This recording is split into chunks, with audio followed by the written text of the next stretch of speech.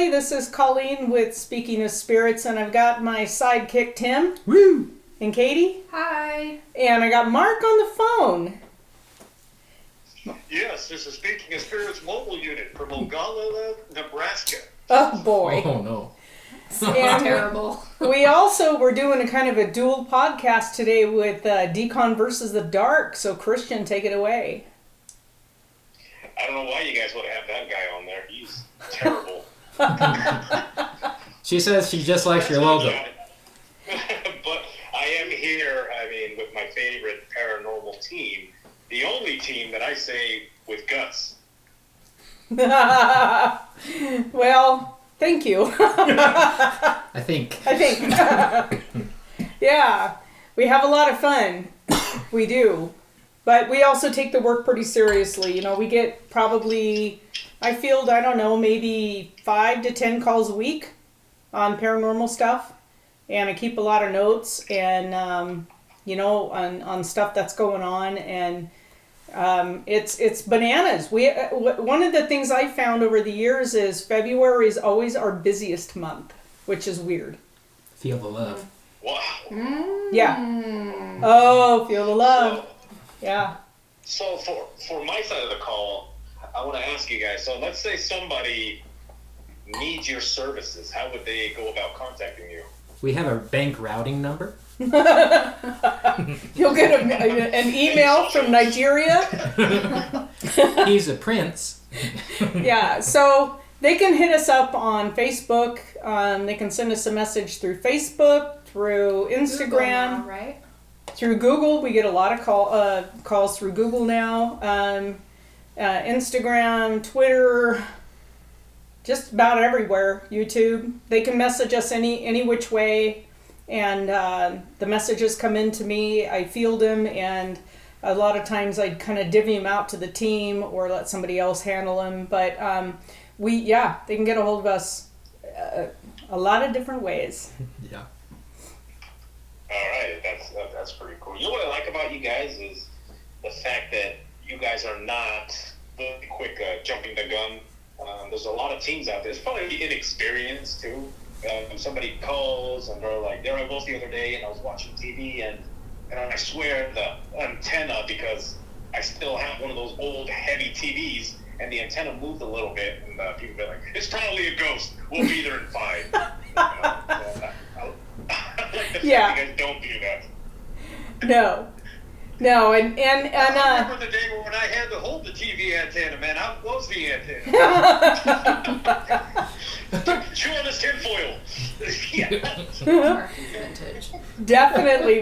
I quiz people, and it sounds like I'm being invasive, but I'm not. I ask them what medications they're on. I mean, I have a pretty solid checklist of questions to ask, because sometimes medications can do weird things to our bodies and make us react in different ways, and it's not necessarily paranormal. But I think you can get a pretty good, after you've been doing this as long as we have, you get a pretty good gut check on the phone calls. And you don't have to go to every case. A lot of times people just want a sounding board. They don't necessarily need they don't need an investigation. They just, am I crazy? Can this be happening? That kind of phone call. Mm-hmm. Yeah, that completely makes sense. And, and for, I know we're doing a dual show here. I feel like I'm interviewing you guys, for anybody that's brand new to this group, I want to ask you guys, how did you get started in paranormal investigating? And I'm going to start off with you, Miss Colleen. I had a mom that was involved with this all her life, so she drugged me along to all kinds of stuff, and it was just second nature. So it's just what I've always done. How about you, Mark? Okay. Oh, for me, I don't know. I was thinking about this. I've actually always been attracted to the dark side. Even when I was young, when I would go to our very, very small library in Arco, Idaho, I would find myself in the demonology section looking at like all 4 books we had there, Did you ask for the one in the back? it was just kind of, I've just always been attracted to that. So Hey, Mark. when I started doing it, and for me, it was kind of this wanting to know how much of this is real and how much of this is the human mind. Yeah. And how powerful is the human mind? What can it do? If it can do things in paranormal, can we figure out what that is and direct it to positive things? Can we figure out how to use the mind to heal people? Things like that. So my interest in the paranormal was kind of like along those lines. What is really paranormal and what is the power of the human mind? So, and I just need to take a quick moment to apologize beforehand to our listeners and to Dkon, to your listeners. I am a truck driver. I am working right now, so there might be various and distorted background noises, bells, whistles, alarms, me swearing at other drivers. So I'll just throw that out there now. I apologize in advance if it happens. So, Oh, that's okay. I thought you were going to do an ad. Like, in this episode, we're brought to you by Pepsi. and then we might start doing, unpaid advertisements. We'll delve into that later. Anyway, yeah. Oh, but really quick, sorry, I don't mean to interrupt anybody else. Now that I said that, sorry for this, guys, but here I go. Dkon Armament. For those of you that want to be protected at all times, you guys can find all the equipment that you need at DkonArmament.com. Why does he go? Anyway, we'll go to DkonArmament.com. Okay, go ahead. No, it's a great website. I do visit that website. Tim, how did you get started? I've always been weird. I had weird experiences when I was young. I'm weird. Yeah. Like it started when I was 7. I had a weird experience at a neighbor's house. You can go back to our podcast and find it several places, I'm sure. And then in high school, I worked at a funeral home. And so I did whole bunches of stuff there and saw lots of things. And directly after that, I was a firefighter, and I saw even more. So, with those powers combined, you get the weirdo speaking to you today. And Katie? Well, I don't do investigations. Katie said she doesn't do investigations, but that's okay. She will at some point. I'll review footage. She doesn't- That's a good thing. Do what? She doesn't go on the investigations yet. We have not been able to drag her out yet. She likes to review all of the evidence, the footage, and be involved that way. She loves the podcasting, but she's not so much into the investigation yet. However, I have to say that her abilities are kind of off the charts, and she doesn't recognize them all yet. Yeehaw. You know what? It's okay. You know what she is? She is the guy in the band. You see those shows where everybody's like, what was that? The guy in the band's like, what's going on? literally me. I'll take it. And I will push back on that a little bit because Katie does incredible investigations researching the topics we do for the podcast. So Yes. Yep. she does investigate.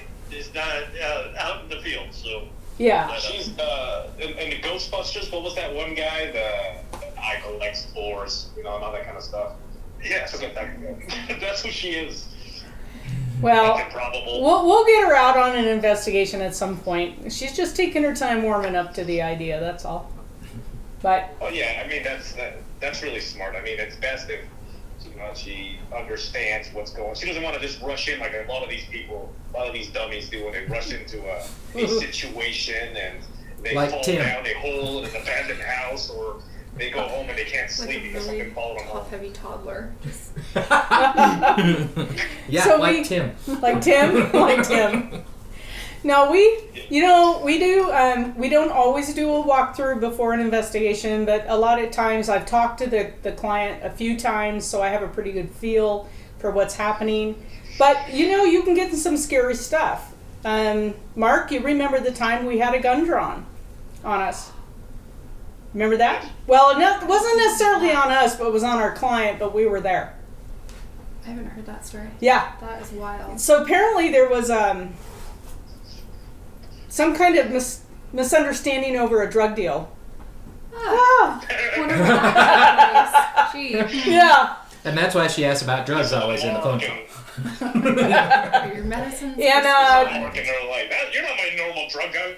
yeah, Mark comes out, and yeah, it was interesting. He comes walking back in the house, and when Mark and Tim walk into a house, they walk into a house. These are big guys, right?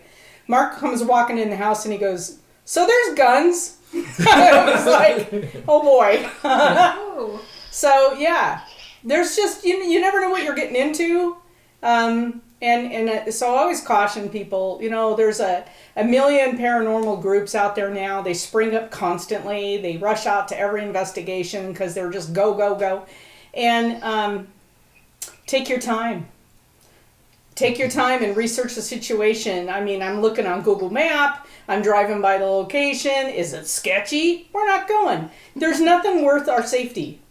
Nothing. Yeah, that's amazing. I just imagined right now when you were talking about that, Mark comes into the room and they're like, "How did you make $200?" And I'm like, well, what are you talking about? Yeah, we never charge a dime. Really, honestly. On that investigation, there should have been a clue, because we asked 3 different times how many people live here, and we got 3 different answers. It was an interesting house. I'll tell you that. So that should have been our first clue right there. The things were a little wonky, but yeah. Yeah. All right.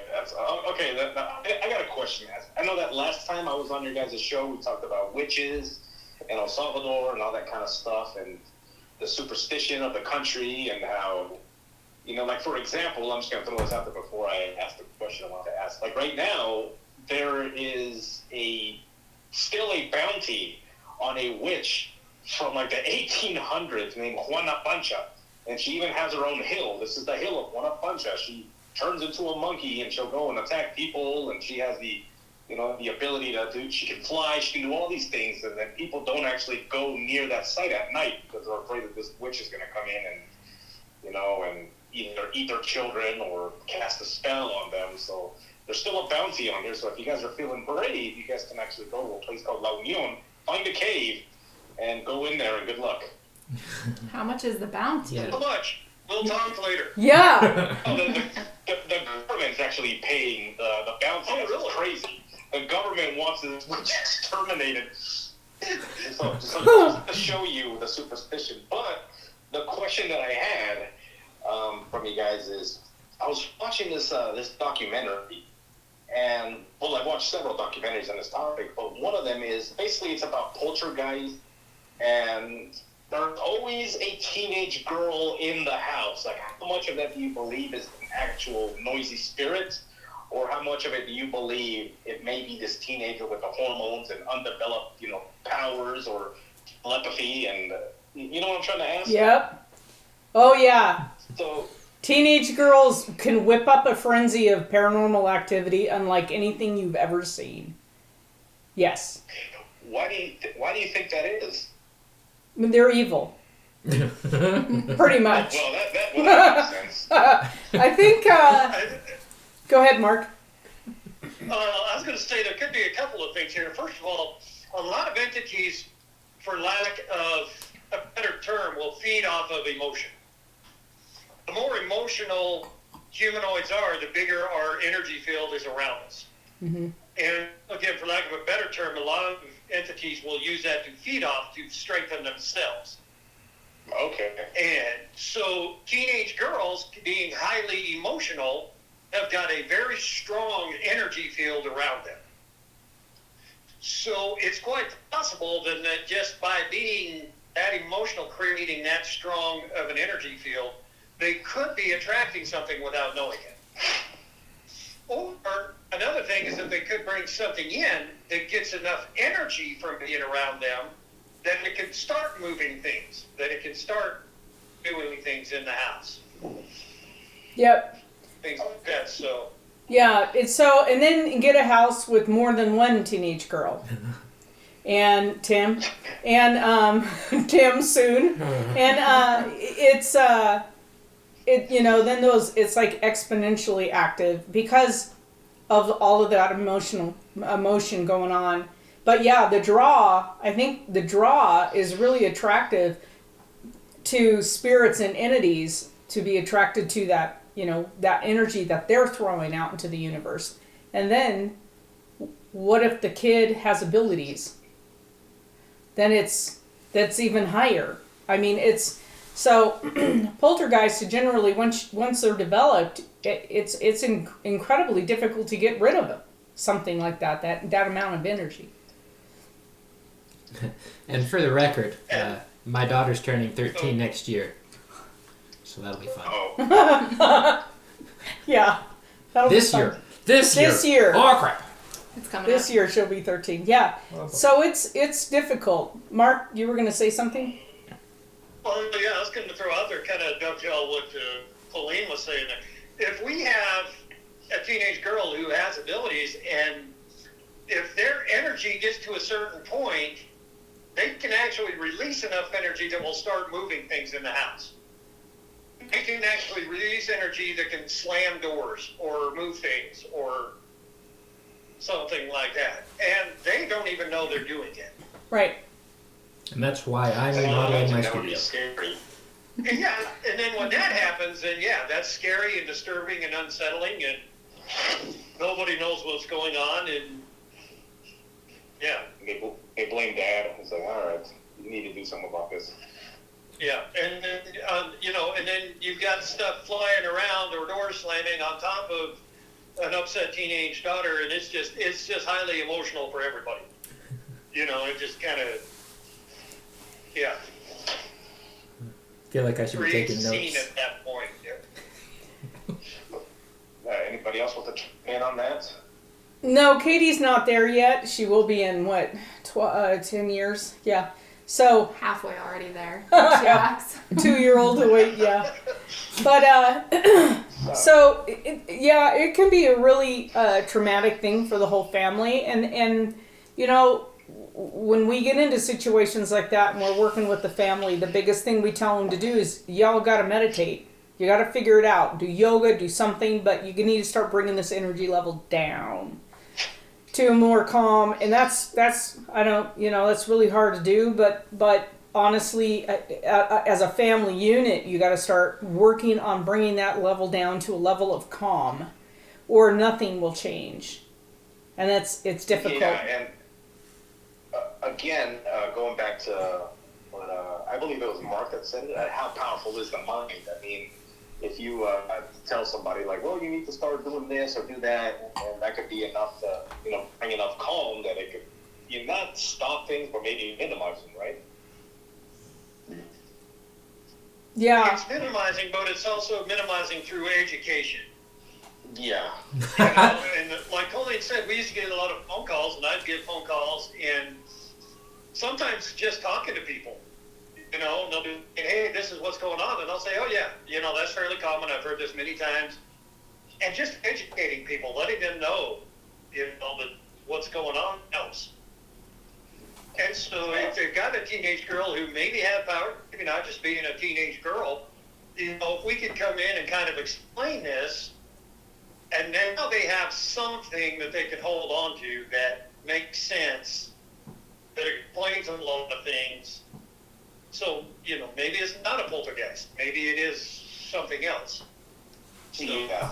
a lot of times it's just an education thing, too. Minimizing through Yeah. education may be my new favorite phrase. So Oxymoron there. yeah.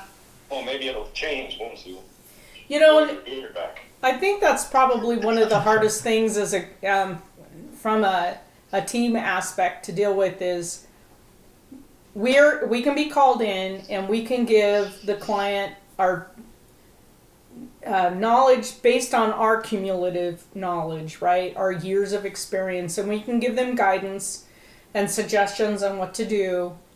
But it's not necessarily if you don't follow our guidance, but if you don't do something to change whatever it is, things usually don't get better, they get worse. And then they call us and they call us and they call us, and at some point, and I've had to do this with a few customers, is just say, look, I'm sorry, but until you do something to constructively change what's happening in the house, we can't help you any further. We've given you all of our knowledge that we could possibly give you, and you won't do anything to implement these changes. So I'm sorry. I mean, it sounds terrible, but I don't know what else to do in those situations. Oh, yeah, I mean, it's really hard for you to help somebody that has a problem for every solution. Ah, boy, is that the truth. That's the truth. Yeah. Okay, what is your other team member? Was it Katie? Yeah. Yes. Oh, okay. I was listening to an episode, one of your guys' episode, and you told a story about an old lady drawing symbols outside of your apartment. Yes. Yep. Can you please tell that story? Yeah. If you're okay with it. Yeah. No, it's just kind of Never funny. happened. Like, we'll just be like, hey, Mark, remember that time that all those guys were interested? Yeah, no, exactly. That's why it's kind of funny. Is I was just telling the story as just an experience I had that was spooky, and then Mark and Colleen made a really terrible, terrifying connection about it, and it's equally terrifying now. Yeah. So. I'm glad I can help. Yeah. So I lived in an apartment, in an older apartment in Pocatello, kind of an old downtown, and I lived by myself. And it was like it was a house split into 3, and I lived in the basement, and 2 ladies lived in 2 apartments above me.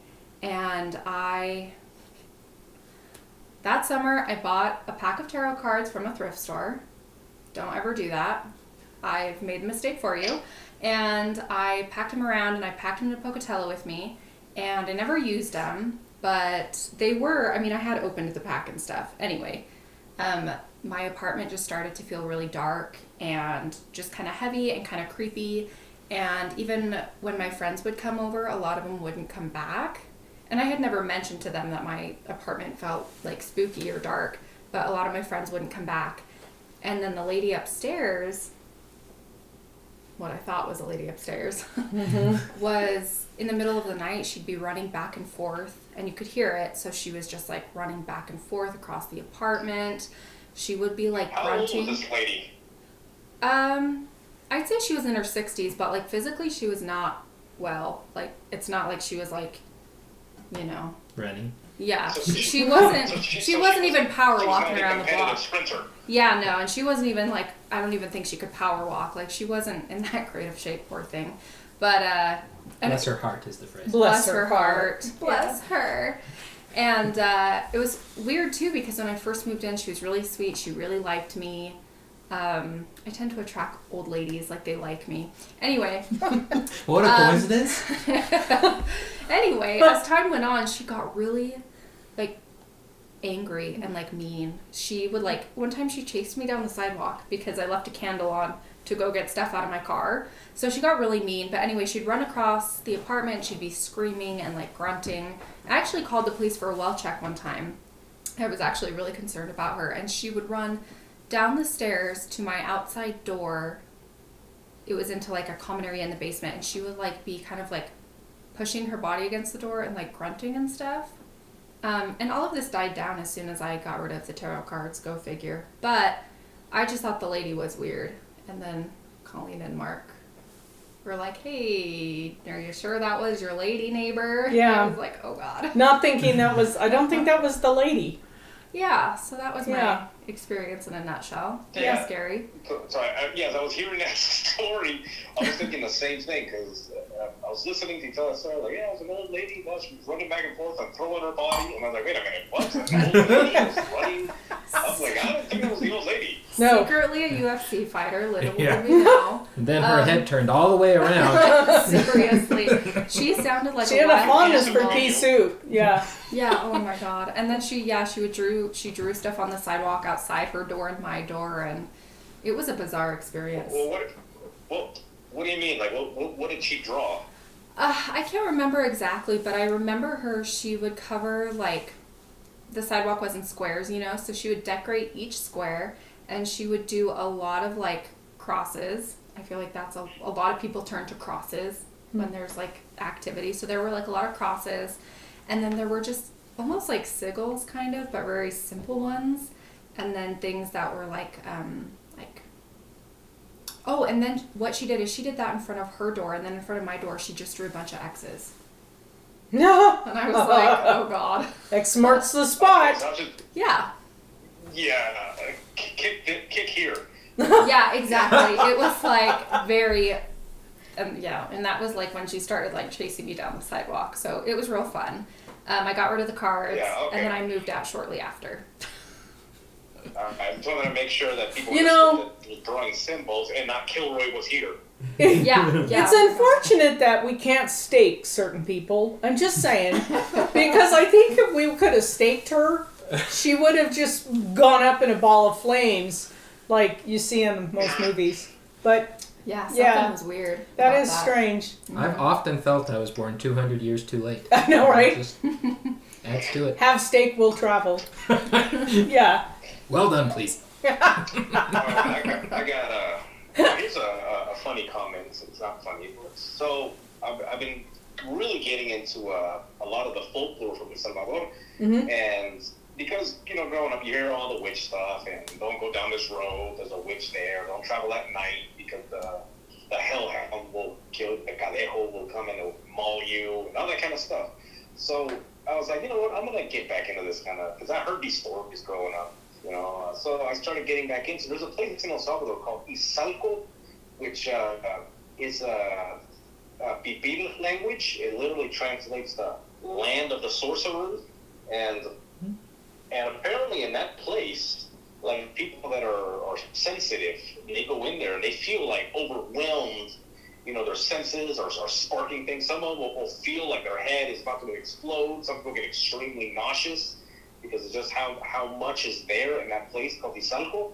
And there was an interesting story, because I heard you guys talk about this in the past, about something called a dowsing rod, or that people use to find water. So anyway, so then the story goes that when the Spanish came and kicked all the sorcerers out, they came and they started building, churches and all that kind of stuff. There was a group of people that were extremely thirsty because they ran out of clean water. And then this man comes down from the mountains, and he's talking to them, and he's like, well, I'm going to help you find water. And this is part of the story. I'm going to help you find water. They don't mention what the tool was, but he says he pulled out this thing that looked like an upside down Y, and he held it and told them to start digging here. They started digging. All of a sudden, clean water came out of the ground. So then I'm like, I wonder if that's the same stuff these people are talking about when it comes to things like dowsing rods. Yeah, so originally the dowsing rod was a branch from a willow tree, and it was a Y. You would get a connected branch that made a Y, and you would hold on to it, and if you walked across an area that had water available, it would start pulling down towards the earth. But, and they were very effective. I don't know when we started using wire, but I guess maybe when we started understanding conductivity of electricity. But yeah, so it's really hard to find a really good willow Y now. And when they get dried out, you have to keep them wet. That's when the things is that they have to stay moist a little bit. So you would keep them in a bucket of water. At least that's what my grandfather would do, is keep his in a bucket of water to keep it wet. And it would make feel that electricity, that current underneath the ground, and then the willow would pull down. But, if they dry out, they're not quite as effective. So, yeah. Have you witnessed him using the rod? Oh, yeah.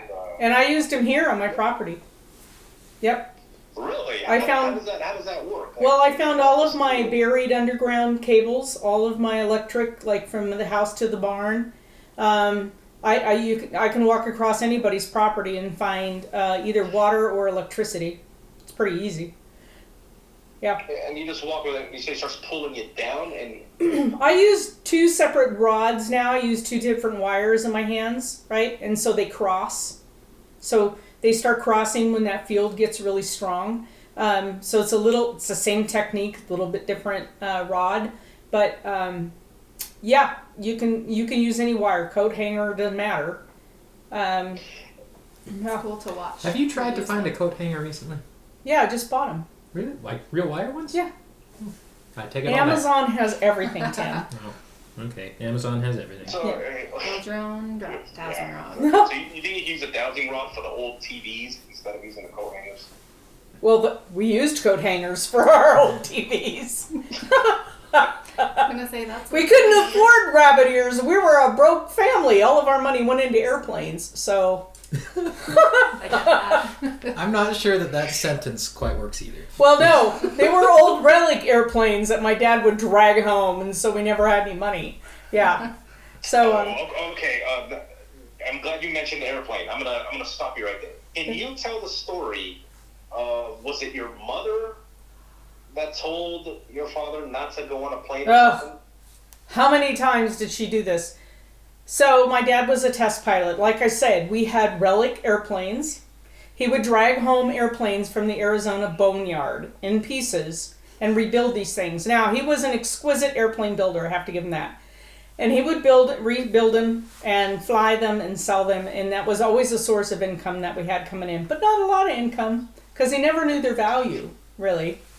But anyway, so because he was a test pilot, and not only his planes, but all kinds of planes, right? In the military, he did all kinds of flying. She would say to him, hey, I don't want you, or before you go up today, check your right aileron because it's not going to work.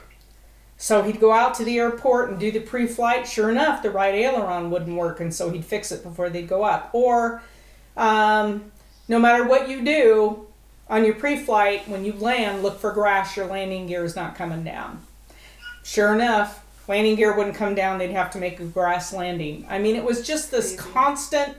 She was constantly telling it. I mean, she saved his bacon I don't know how many times. And not just him, but everybody. She saved their bacon because she would say, she would call me up, don't ride these particular horses today because I was a horse trainer. She goes, yeah. So I wouldn't. You learn that you don't. You followed every advice because if you discounted what she said, you were going to get hurt. So, yeah. In everyday life, I would imagine he's putting on a pair of shoes in front of people that are, don't know anything about it. And she's like, oh yeah, don't wear that right shoe because just throws it across the street. Like, oh, all right, I guess I'm not wearing these shoes. We have, and I have it sitting in my garage. We have a 1960 Volkswagen that was been in our family since 1961, I think. And those old Volkswagens have a reserve tank because they don't have a gas gauge. So you drive them until they run out of gas, and then you flip a switch on the floorboard, and it gives you another gallon and a half, which in that thing can go 90 miles, right? So she had a premonition. She was on, they grew up by Hollywood, and so she was on this called Sepulveda Boulevard, very big at the time, very busy boulevard. It's probably even bigger now. And I remember Sepulveda. Yeah, so she's wants to make a left-hand turn, and she gets halfway into the turn, and the bug runs out of gas. And she looks over, and there's a big yellow dump truck, that would deliver your gravel or something, barreling down, and it ran over the top of her and the bug. So she gets to the intersection the next day, and you don't know how much gas is in the bug. So she's sitting there, and she looks over, and there's that yellow dump truck. And so everybody's honking at her to go, and she wouldn't go. And she let the dump truck go by, and she gets in the middle of the intersection and ran out of gas. So that was life with Mom on an everyday basis. Amazing. Yeah. Oh, man. That's so awesome. All right, I got another question. This is probably more aimed at Mark, because he's the guy of the group of this. I'm just going to ask the question. All right, Mr. Mark. Because he's in Nebraska. Okay, Mark. I'm ready. Mr. Mark, the ladies' man. Okay, so you're in people that, this is from an old show. A lot of people are like, what is it? The ladies' man? What? This is, inside joke. Anyways, so. Refer to an earlier episode for that, yeah. Way early before that other show got nuked. Anyways, so you're in a house and somebody tells you that they believe that there is a demonic entity in the home because it's very aggressive, or there's scratches on somebody and it's always 3 because it's mocking them. Can you kind of go into that, like how you can actually identify what's going on instead of just jumping the gun? Okay, well, first of all, anytime I hear anything like that, I have a series of questions that I have to ask. And again, not trying to be a jerk, but just trying to get information. And a lot of times I'll ask questions to get people thinking in a certain way too. So maybe they'll think, oh, maybe this is something else, not a demon. The first question I have to ask is, usually these super dark entities have got to be invited in somehow. And so I will ask, well, what did you do? You know, what did you play with? Who have you tried to contact? What have you brought in? And so that's usually some of my first rounds of questions is, you know, what, did you do anything to bring in? And then I try to get clarification. What is it doing? What is it not doing? You know, is there any particular patterns you're finding? Are there any, you know, so. Are there any teenage girls in the house? I'm trying to get people to just start thinking, you know, maybe there is a pattern. Maybe this only happens on a Tuesday afternoon or something, you know, just any kind of a pattern that can come up with it. So my first thing is just to ask a bunch of questions. And then also, if I am actually in the house, then I can usually get a pretty good feel, you know, I can sense what's going on. So. Okay. The only problem with Mark. That's thing that people don't do. A lot of people, it's something like, I think we had gotten an email a long time ago when it was basically like I think it was like every night at 2 a.m. my door opens, bedroom door opens, and blah blah blah. Like, is it a demon? And then what was it? You think it was just something residual? Somebody got home probably at this time, you know, and stuff like that. Not jumping the gun. So those are questions I think people need to ask themselves. Like, okay, what's going on? You know, is the house unbalanced? Like, have you tried just barely opening the door and seeing if it opens by itself? You know, just a lot of things, right? Correct. Yes. You know, and there's some physical thing. You know, this door is opening. Okay, well, does the door latch? Can it close? You know, is it hard to open, or is it just, you know, you breathe on it and it will open? It will open. Is there any air current in the home? Yeah, stuff like any air current, yes. Or, you know, if it doesn't latch and it's really easy to open, you know, maybe there's a train that comes through. Even if it's a few blocks away, it's rattling the house enough for that door to open. Just enough, yeah. And this is what I want people to understand. It's like, not everything. It's like, there's a, you know, you ever seen that movie, The Exorcist? Yeah, that thing, that's in my house, you know. They're going crazy. Here's a question for Tim. Okay, so I know Colleen always says, like, oh, you know, Tim is my sidekick. He's very sensitive, and I don't mean like we can hurt your feelings easily. Sorry about the beard comments. So can you give me an example? Can you give me an example of a time where that type of ability has made you experience something or has helped you in any way? Yeah. I was a closeted empath for a very long time. And it's amazing how many times I think back in my life about the really stupid things that I've done and how many times that I should be dead and not. And it's because I trusted that little inner feeling I had in myself. But I think one of the, I guess, biggest, in quotations, like, feeling experiences that I had is when we went and visited the Skinwalker Ranch. And it was amazing the things that I felt there. And it was almost like my eyes were tricking me, and I knew that that wasn't right, but I could feel what was happening. And okay, and just so people know, I wasn't baiting him into talking about Skinwalker Ranch. Go ahead. Yay! So we just had a whole lot of experiences there, and the main one was when Colleen and I were out looking at the stars, and just some of the things that I was seeing out of the corner of my eye, and the feelings that I was getting at the same time. It was quite a correlation for myself. Tim will also, when we're on an investigation, he's pretty quiet and he sits by himself a lot. And when I first started working with him, I was a little offended that maybe we all smelled. But that wasn't it. I have learned. Well, maybe we do. But anyway, he's over it. But he likes to go sit very quietly and experience the building, the place, the people. And he gains a tremendous amount of insight from that quiet moment that he has with the building. And then he'll come back and he'll say, there was an old man and he was sitting here on a stool, and like 9 times out of 10, whatever he says, we hit on, or we've hit on, or we end up having an experience with. So when he first joined the team, he's like, I just want to review evidence, Katie.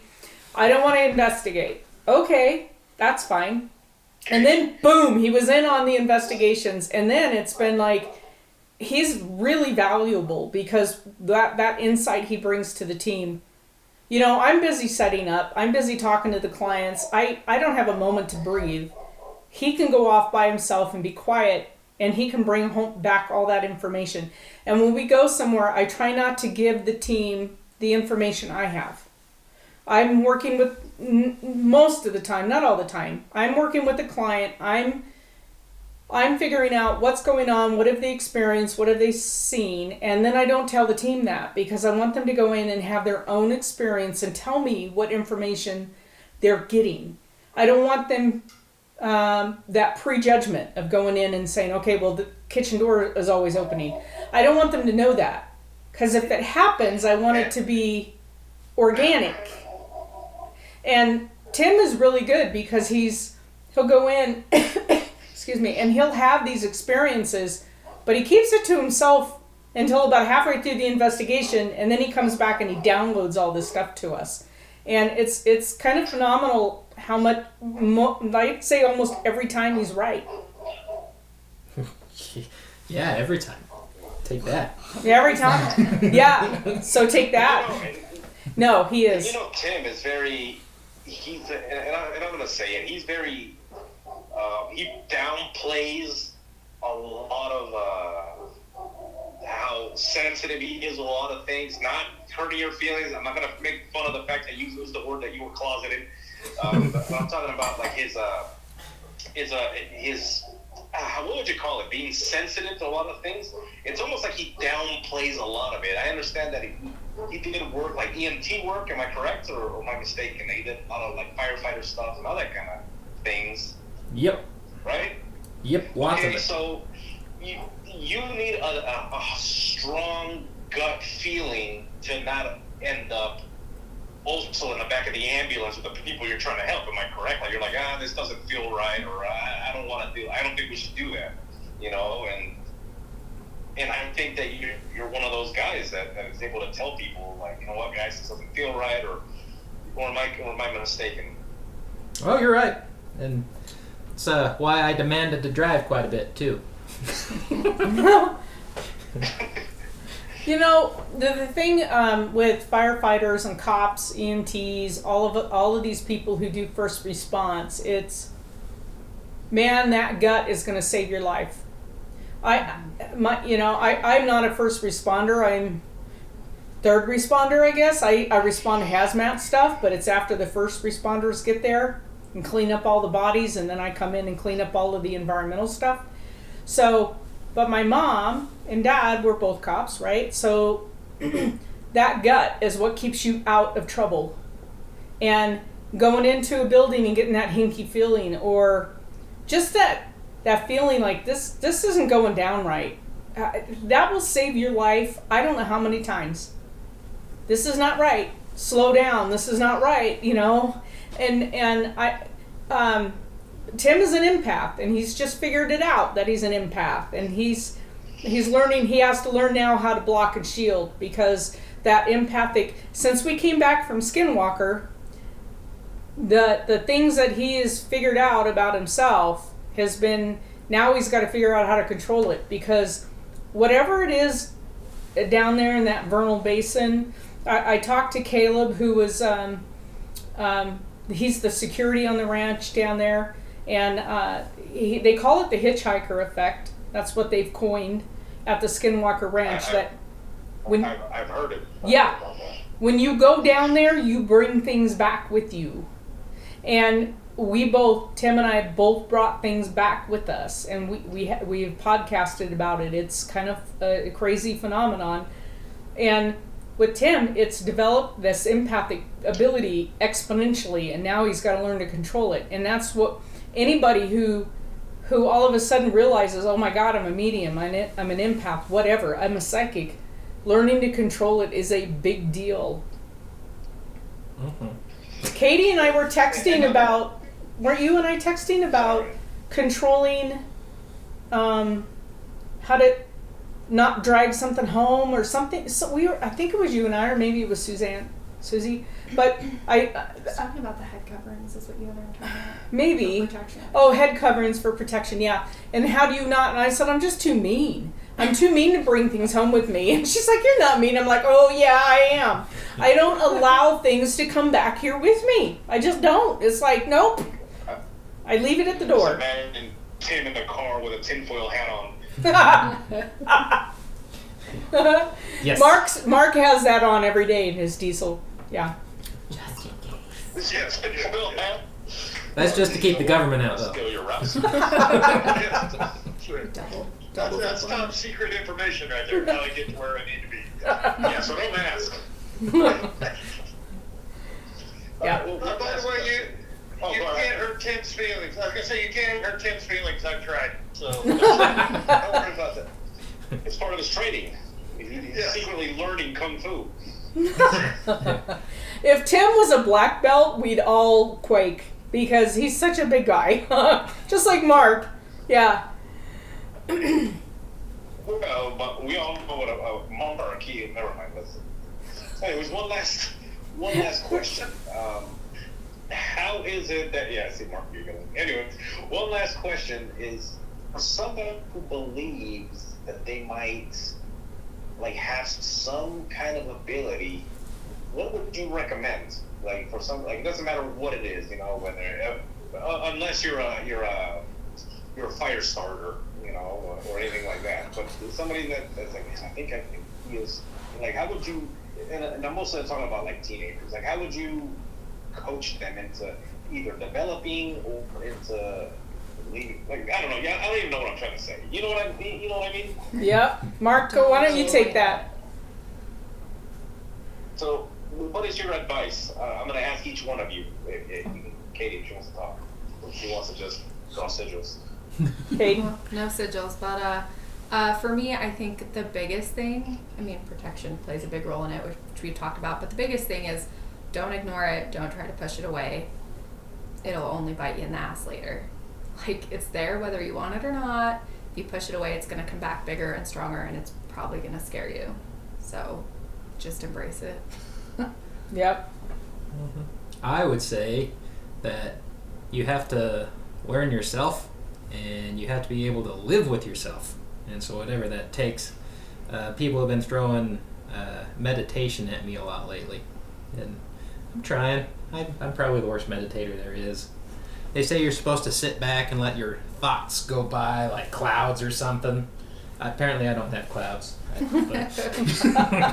So I would say that you just have to embrace yourself, and there's consequences for every action. So decide the actions you want to take.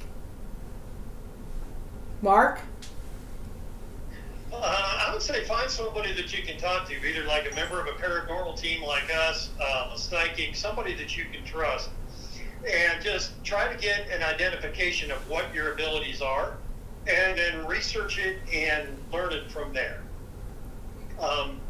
Try to figure out what your abilities are. That will help tremendously in helping to find out what you do, how you do it, you know, how you can protect yourself, and how you can use your abilities in a positive way. So. Yeah, and I kind of echo what everybody's saying. Don't deny it. Get a mentor if you can. Somebody who does this and does it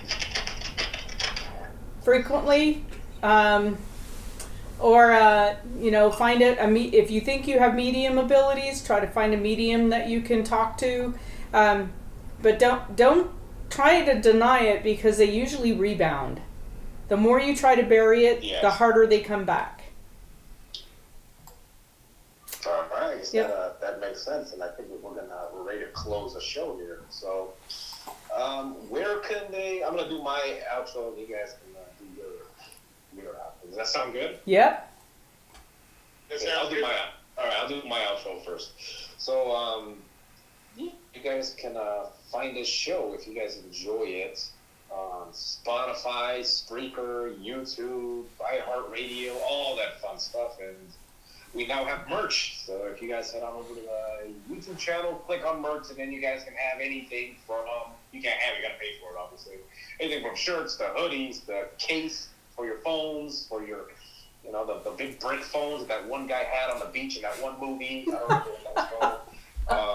Mugs, posters, stickers, all that fun stuff. So just head on over to Public T. The link is we'll probably be in the description of this show on YouTube and also on the main page.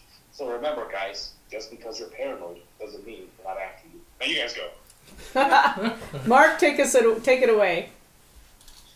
All right, we'd like to thank everybody for joining us on this episode of Speaking of Spirits. We'd like to thank our good friend Christian for joining us today. So what's the name of your podcast again, Christian? Because you changed it from the last time I was here. Yeah, it's Dkon versus the Dark. That last show no longer exists. It was taken from the back of the barn and had to be shot. Uh-oh, that happens, man. So Dkon versus the Dark, our good friend Christian, thanks for joining us today. And we will catch all of you on the next episode of Speaking of Spirits.